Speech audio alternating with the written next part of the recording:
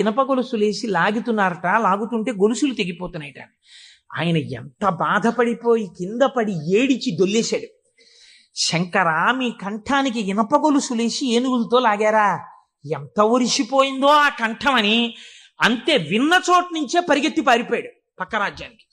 పారిపోయి గుళ్ళోకి వెళ్ళి అన్నం లేదు, నీళ్లు లేవు, ఒగరుస్తూ ఒంటి నిండా చెమటలు పట్టుకుని, ఈశ్వర, మీకు జరిగినటువంటి అపరాధం నా శరీరమునకు పొందేటటువంటి ఖేదంతో పోవాలని మీ వంపు దిద్దడం కాదు, మీ వంపు దిద్దడానికి మీకు ఇనప గొలుసు లేచి లాగినప్పుడు మీ కంఠం నొక్కుకుని ఉంటుంది, ఆ శిక్ష నేను అనుభవిస్తానని ఒక గొలుసు, తన మెడలో ఉన్నటువంటి గొలుసుని శివలింగపు వంపుకేసి గట్టిగా లాగాడు, తన కంఠం ఒరిసిపోయి తెగాలని.